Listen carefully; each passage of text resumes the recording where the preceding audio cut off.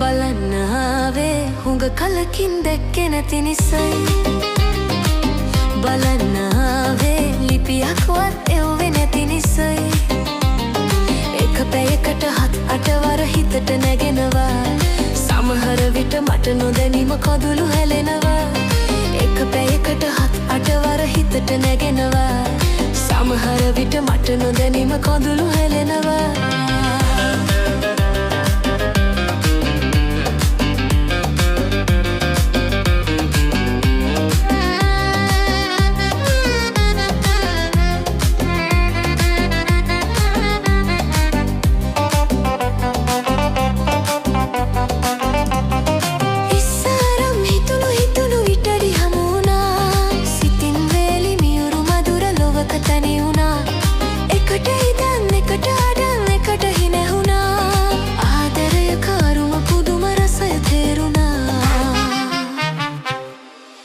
බලන්න ආවේ හුඟ කලකින් දැක්කේ නැති නිසයි.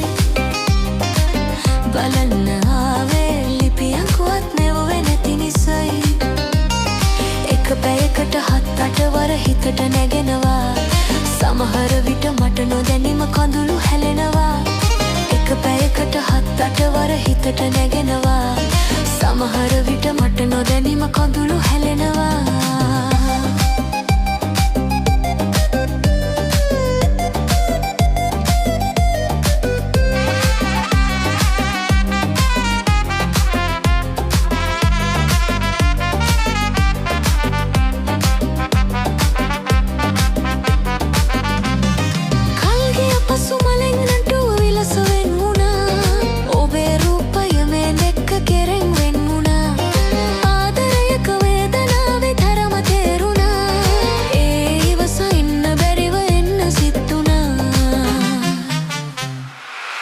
බලන්න ආවේ හුඟ කලකින් දැක්කේ නැති නිසයි.